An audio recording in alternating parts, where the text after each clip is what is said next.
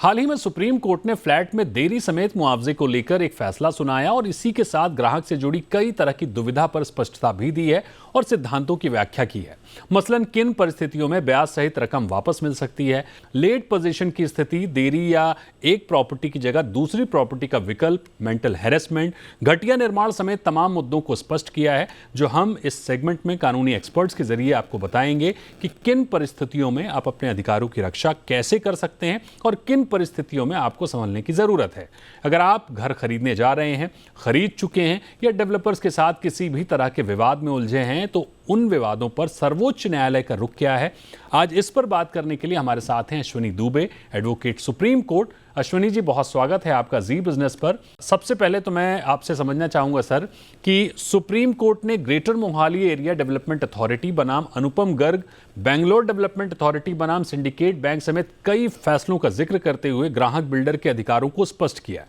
एक एक करके समझेंगे सारी बातें। सबसे पहले तो ये बताइए कि किन परिस्थितियों में ब्याज सहित रकम वापस होती है। देखिए, कई उसकी कंडीशंस हैं। सबसे पहले, जैसे ही कोई बिल्डर ल्यूकोरेटिव एडवर्टीजमेंट करके बायर को अपनी तरफ आकर्षित करता है और कहता है कि 36 महीने में, 40 महीने में, 42 महीने में ये पूरा प्रोजेक्ट हमारा तैयार हो जाएगा, और उसके साथ वो बिल्डर बायर एग्रीमेंट करके उस बायर का पैसा अपने पास इन्वेस्ट कराता है। और होता क्या है कि उस टाइम फ्रेम में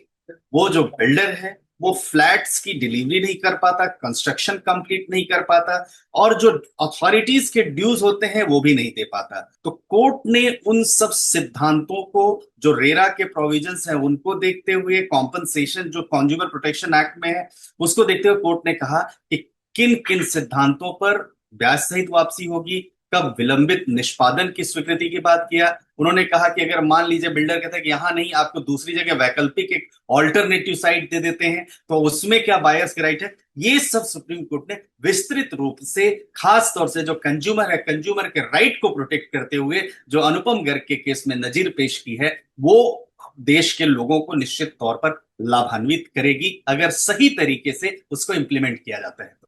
अश्विनी जी, अगर प्रोजेक्ट डिले होता है तो देरी पर बिल्डर ग्राहक को तो इंटरेस्ट देगा, लेकिन ग्राहक के होम लोन के इंटरेस्ट के लिए डेवलपर जिम्मेदार नहीं है। इस पर क्या स्पष्टता मिली है? इंटरेस्ट, इस बारे में इस जजमेंट का एक पहलू, एक टेस्ट ये भी है कि अगर मान लीजिए कि लोन लिया इंटरेस्ट पर किसी बैंक से या फाइनेंशियल इंस्टीट्यूशन से, और उस लोन की भरपाई कर रहा है जो बायर है, और ये कर रहा है कि इतने समय में, 3 साल में या 5 साल में मान के चलिए कि फ्लैट हमें मिलेगा, लेकिन अगर वो उसमें डिले में, पोजीशन में डिले होता है, तो पोजीशन में डिले तो निश्चित तौर पर इंटरेस्ट का प्रोपोर्शन बढ़ता है, क्योंकि फिक्स जो टेन्योर है लोन का, वो लोन का टेन्योर तो 20 साल होगा, 15 साल होगा, 10 साल होगा, वो तो एक्सटेंड नहीं होता है। लेकिन अगर डिले पोजीशन में, अगर जो प्रॉपर्टी है वो बाद में मिलती है, तो कोर्ट ने कहा कि भाई अगर मान लीजिए कि आपको पोजीशन में डिले होता है, तो उस पीरियड का जो इंटरेस्ट है वो आप जो फाइनेंशियल इंस्टीट्यूशन से लोन लिया हो, तो उसके लिए आप ये नहीं कह सकते कि ये जो लोन आपने लिया है उसका ब्याज का भुगतान आपको बिल्डर करेगा। लेकिन अगर कॉम्पनसेशन की बात आती है, या ये आता है कि समय पर पोजीशन नहीं दिया जाता है, तो उस परिस्थिति में आप कॉम्पनसेशन कंज्यूमर प्रोटेक्शन एक्ट में रेरा के प्रोविजंस के तहत, जो सिविल लॉ है, जो टॉर्शियस आपकी लाइबिलिटी, मतलब उसकी लाइबिलिटी बनेगी, उसमें आप क्लेम कर सकते हैं। अश्विनी जी, किन परिस्थितियों में डिले पोजीशन माना जाता है और कब ग्राहक डिले पोजीशन पर इंटरेस्ट का हकदार होता है? देखिए, सबसे पहले आपको यह समझना पड़ेगा कि पोजीशन एक निर्धारित समय पर एक कॉन्ट्रैक्ट एग्जीक्यूट होता है बिल्डर और बायर के बीच। वो कॉन्ट्रैक्ट एग्जीक्यूट होता है कि आप इस नियत तिथि के तहत, यानी 3 साल, 36 महीना, 38 महीना, 5 साल, जो भी उसमें तथ्य हैं, तो दोनों के बीच में तय हो गया कि विद इन, ऑन और before this period position shall be handed over, और नेसेसरी डॉक्यूमेंट्स एग्जीक्यूट होंगे। वहां अगर वो एग्जीक्यूट नहीं होते, तो फर्स्ट रिस्पॉन्सिबिलिटी जो फिक्स होती है वो वहां होती है कि डिले हो गया पोजीशन को डिलीवर करने, for what ever the reasons. तो एक तो यहां आ गया कि कॉम्पनसेशन क्लेम करने के लिए जो बायर है, buyer can go either to the consumer court और टू द रेरा, क्योंकि अब रेरा में रजिस्टर सारी चीजें हो गई। तो कोर्ट ने कहा कि अगर जिस दिन आपका एक बिल्डर बायर एग्रीमेंट हो, यानी अनुबंध का निष्पादन हुआ, कि इस समय के लिए दिया जाएगा, या जहां पर ये कहा कि कोई समय ही निर्धारित नहीं किया गया। कई बार क्या है कि बिल्डर बड़ा सेफ प्ले करता है, बिल्डर टाइम नहीं फिक्स करता बिल्डर बायर एग्रीमेंट में, और कहता है हम समय पर उसको दे देंगे। तो इन सबको जो है, अगर मान के चलिए कि ये सारी जो चीजें हैं, इसको देखने के लिए कोर्ट ने कहा कि ये हम परिस्थितियां कैलकुलेट करते हुए कॉम्पनसेशन देंगे, इंटरेस्ट देंगे, लेकिन जहां पर एक पर्टिकुलर पीरियड फिक्स है तो वहां तो कॉन्ट्रैक्ट का टाइम फिक्स है, क्योंकि कॉन्ट्रैक्ट में अगर स्पेसिफिक प्रोविजंस हैं। अब होता क्या है कि बिल्डर्स स्पेसिफिक प्रोविजंस नहीं रखते, वन साइडेड एग्रीमेंट्स बनाते हैं, मिसयूज करता है, अब्यूज करता है प्रोसेस को। उसको डिसाइड करने के लिए सुप्रीम कोर्ट ने जो अभी दृष्टांत दिया वो ये है। अश्विनी जी, इसके अलावा एक और स्पष्टता मिली है वैकल्पिक साइट या न्यायोचित देरी की, इसको कैसे डिस्क्राइब करेंगे? देखिए क्या है कि जहां पहले से आवंटित प्लॉट है या फ्लैट है या जो वो घर है, वो जो बताया, जैसे मान लीजिए कि आपको ग्रेटर नोएडा में एक पर्टिकुलर सेक्टर में बता दिया कि इस सेक्टर में आपको प्लॉट देंगे या फ्लैट देंगे या घर देंगे, और वो वहां देने के बजाय कुछ परिस्थितियों में किसान ने जमीन नहीं दी, अथॉरिटी ने जमीन नहीं दी, जमीन थी ही नहीं उनके पास, जो एग्रीमेंट हुआ था वो एग्रीमेंट कैंसिल हो गया, वो कह रहे हैं हम आपको एक ऑल्टरनेटिव प्लॉट या ऑल्टरनेटिव फ्लैट या ऑल्टरनेटिव घर देते हैं, या माने उन या किसी और कारण में जो डिले होता है और आप अग्री करते हैं उसके लिए, वैकल्पिक जो बात करते हैं कि ठीक है भाई हमारा ग्रेटर नोएडा में नहीं मिल रहा है, तो थोड़ा आगे जेवर में मिल जाएगा, कोई बात नहीं, ज्यादा डिस्टेंस नहीं है, बट एरिया देखें, जो लोकेशन देखें वो सेम है। तो एक तो वो कंडीशन है, उस कंडीशन में आपको ब्याज और मुआवजे के आप हकदार नहीं होंगे। लेकिन अगर आपको वैकल्पिक साइट ऐसी दिखाता है, जो साइट आपने चूज किया है, जिसके लिए आपने एग्रीमेंट टू सेल किया, जिसके लिए आपने बिल्डर बायर एग्रीमेंट किया है, और वो उसके बियॉन्ड और उससे लो प्रोफाइल वाली जगह दिखाता है, उन परिस्थितियों में ये न्यायोचित देरी नहीं मानी जाएगी। ये एक अब्यूजिव प्रोसेस ऑफ लॉ, और ये हिडन जो बिल्डर का अपना एजेंडा था, मोटिव था, मिस्चीवियसनेस थी, उसको एक्सपोज करने, तो उन परिस्थितियों में आपका मिलेगा। अश्विनी जी, जाहिर है जीवन भर की पूंजी लगाकर खरीदा गया घर अगर अटक जाए तो मानसिक पीड़ा और कष्ट तो स्वाभाविक है। तो एपेक्स कोर्ट का मानसिक पीड़ा को लेकर क्या रिएक्शन है?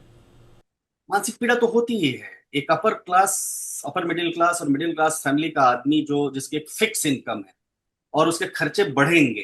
तो ये मानसिक पीड़ा होगी। और अगर मान लीजिए बिल्डर मिस्चीवियसनेस को अब्यूजिव तरीके से, अब जो जो उसने बिल्डर बायर एग्रीमेंट में या तमाम जो आपको मकान की बुकिंग करवाते समय जो प्रॉमिस किया कि हम ये भी देंगे, ये भी देंगे, ये भी देंगे, और वो भी नहीं देता, मनमाने ढंग से या स्वेच्छा से अगर ऐसा लगता है कि मानसिक पीड़ा दी गई है, तो जो एडमिनिस्ट्रेटिव लॉ का प्रिंसिपल है उसके मुताबिक मुआवजा दिया जा सकता अश्विनी जी, हाई वैल्यू पर वैकल्पिक आवंटन को लेकर सुप्रीम कोर्ट ने क्या कहा है? है। अगर मान लीजिए कि आपने फिक्स किया कि रेट आपका फिक्स हो गया, और उसके बजाय आपको जहां वो ऑल्टरनेटिव प्लॉट, घर या फ्लैट सजेस्ट कर रहा है, वहां की कॉस्ट तो ज्यादा है, तो निश्चित तौर पर कोर्ट ने उसको जस्टिफिकेशन की श्रेणी में माना। अब लेना और न लेना आपके ऊपर है, मतलब आप फोर्स नहीं कर सकते आपको कि आप वैकल्पिक साइट पर जाइए ही। अगर आप फोर्स नहीं कर सकते तो आपको पूरा राइट है कि अपना पैसा ले सकते हैं, लेकिन आप अग्री करते हैं विद दी हायर वैल्यू का, तो वो जो डिफरेंस है, वो डिफरेंस तो नेचुरल सी बात है, वो तो हमेशा से कोर्ट्स भी इसको मानती हैं, that difference has to be paid. बिल्कुल। एक और अहम बात अश्विनी जी, डेवलपर्स कभी भी भाव बढ़ा देते हैं, अनाप शनाप पेनल्टी लगा देते हैं, तो डेवलपर्स के प्राइस बढ़ाने और अतिरिक्त शुल्क को लेकर क्या कुछ कहा गया है? देखिए, रेरा लाने के पीछे प्रोविजन ही है कि आप अपनी प्रॉपर्टी या जो आपका प्रपोज प्रोजेक्ट है या अंडरगोइंग प्रोजेक्ट है उसको रजिस्टर करवाएंगे, आप बताएंगे क्या कंस्ट्रक्शन कॉस्ट आएगी, कितना आप कंज्यूमर से ले रहे हैं, कितने दिन में आप देंगे, और इसीलिए एडजुडिकेटिंग बॉडी बनी थी। लेकिन आप आज भी देखिए तो देश में यूनिफाइड कोई लॉ नहीं, परंतु सवाल यह है कि अभी नीड ऑफ द आवर यह है कि देश में हमारी मिनिस्ट्री एक साथ मिलकर एक यूनिफॉर्म बिल्डर बायर एग्रीमेंट तैयार करे, और साथ ही साथ ये भी इंश्योर करे, जो वॉचडॉग हो, कि जहां पर ये प्रॉमिस कर रहा है बिल्डर फ्लैट्स, क्या वो वाकई में उसका कब्जा है, उसके पास ऑफिशियल पोजीशन है, जमीन में किसी प्रकार का कोई हर्डल तो नहीं है, जो रिक्वेस्टेड एडमिनिस्ट्रेटिव कंप्लायंसेस हैं वो है कि नहीं है, क्या उसको मिल रहा है, जो अथॉरिटी की परमिशन है वो है कि नहीं है, और समय निर्धारित कर दे कितने % पैसा आपको तब मिलेगा। इसलिए कंस्ट्रक्शन बेस्ड जो पेमेंट का पहले प्रोसेस चलता था, या कई जगहों पर गवर्नमेंट की हाउसिंग सोसाइटीज को आप देखेंगे जो चलाती थी, वो इसी बेसिस पर चलाती थी, कंस्ट्रक्शन बेस्ड जो पेमेंट होगी और सही समय पर आपको फ्लैट या पोजीशन मिलेगा। लेकिन नहीं मिलता है तो एक क्लॉज भी रहता है कि इतने % तक, माने maximum up to 10% of the total cost can be increase for certain some other circumstances. Cement का रेट बढ़ गया, रेड लेबर का रेट बढ़ गया, गवर्नमेंट ने मिनिमम वेजेस बढ़ा दिए, तो उन सबको देखते हुए तो इसलिए 10% का एक्सेस रखते हैं। लेकिन मैं फिर आपको बताना चाहूंगा कि यूनिफॉर्म बिल्डर बायर एग्रीमेंट होना देश में बहुत जरूरी है, और रेगुलेटरी बॉडी, सेंट्रल बॉडी जरूर होनी चाहिए जो ये इंश्योर करे कि कोई भी बिल्डर किसी भी आम नागरिक को या कंज्यूमर को ठगे नहीं, धोखा देकर नहीं। एक और important point Ashwini ji, title deed के निष्पादन पर देरी को लेकर सुप्रीम कोर्ट का क्या रुख है? देखिए, टाइटल डीड में क्या होता है, जब आपने पूरा भुगतान कर दिया, कब्जा आपको दे दिया, जैसे बहुत सारे फ्लैट्स हैं, आप पंचशील पेबल्स का सेक्टर 3 में वैशाली में जाकर देखिए, ग्रेटर नोएडा के बड़े सारे फ्लैट्स में देखिए, यूनिटेक के फ्लैट देखिए, पैसा आपने दे दिया, भुगतान कर दिया, कब्जा दे दिया, टाइटल डीड निष्पादित नहीं की गई। क्यों नहीं निष्पादित की गई? क्योंकि टाइटल डीड में एक्चुअल में जो एडमिनिस्ट्रेटिव एक्सपेंसेस पेएबल थे वो पे ही नहीं। तो उसके लिए कहा कि आप जो है उस जो कॉम्पनसेशन है, जो आपको मेंटल एगनी हुई है, जो हैरेसमेंट हो रहा है, उसके लिए आप मुआवजा क्लेम कर सकते हैं। अश्विनी जी, घटिया और अधूरा निर्माण तो रियल एस्टेट की कॉमन प्रॉब्लम है, तो दोषपूर्ण निर्माण या अधूरे निर्माण को लेकर क्या कहा गया है? अब मान लीजिए कि दोषपूर्ण का मतलब कंस्ट्रक्शन का, आपने कहा कि बहुत फाइन कंस्ट्रक्शन करेंगे, सीमेंट का सही इस्तेमाल करेंगे, गारा का इस्तेमाल करेंगे लंबे समय तक बहुत तरीके से, लेकिन होता क्या है, इंफीरियर क्वालिटी का, सब स्टैंडर्ड क्वालिटी का, थर्ड क्लास का अगर आप मटेरियल लगाते हैं तो नेचुरली बिल्डिंग में मजबूती नहीं रहेगी। इन सब को कहते हुए सब स्टैंडर्ड क्वालिटी की जो डेफिनेशन है उसमें उन्होंने कहा कि बोला कि अगर ऐसा होता है तो काम ठीक करवाने के लिए आप मुआवजे की मांग कर सकते हैं। अश्विनी जी, एक और इंपॉर्टेंट सवाल, कहीं कहीं देखा गया है कि ग्राहक भी बेहिसाब मुआवजा मांग लेते हैं, तो उचित मुआवजे को लेकर सुप्रीम कोर्ट की राय क्या है? नेचुरली, क्योंकि मुआवजा इसलिए ज्यादा नहीं मांग सकते, मानसिक उत्पीड़न मान लीजिए आपका 1 लाख का हुआ है और आप 1 करोड़ रुपए मांग लेंगे तो जस्टिफिकेशन नहीं। करेक्ट। तो इसके लिए उन्होंने कहा कि जिस लेवल की आपकी मानसिक पीड़ा है उसी के प्रोपोर्शनेट में ही आप मुआवजा क्लेम कर सकते हैं। वो तथ्यों पर अलग अलग निर्भर करता है। बिल्कुल। एक अंतिम सवाल अश्विनी जी आपसे लेंगे, और ये सबसे अहम बात है कि निचली अदालतों को भी सुप्रीम कोर्ट ने इन मामलों पर विचार करने के लिए कहा है, तो उन्हें क्या निर्देश दिए गए हैं? देखिए, कोर्ट सबसे पहले देखता है कि क्या कॉज ऑफ एक्शन, जिसको हम कहते हैं वाद का कारण, या इस व्यक्ति का वाकई में कोई राइट है, कहीं ऐसा तो नहीं कॉलोजिव पिटीशन इसने फाइल किया, तो उसने कहा कि क्या ये किसी प्रकार की राहत इसको मिलनी चाहिए या नहीं मिलनी चाहिए। जैसे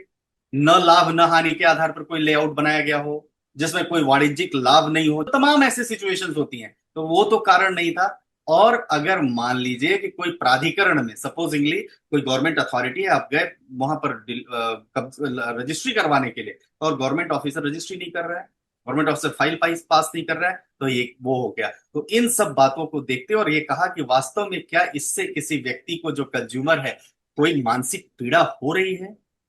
उत्पीड़न हो रहा है, तो उन तथ्यों को उन्होंने देश की अदालतों को निर्देशित किया, पहले चेक करिए और लगता है तो फिर उसको राहत दीजिए और नहीं लगता है तो मत दीजिए।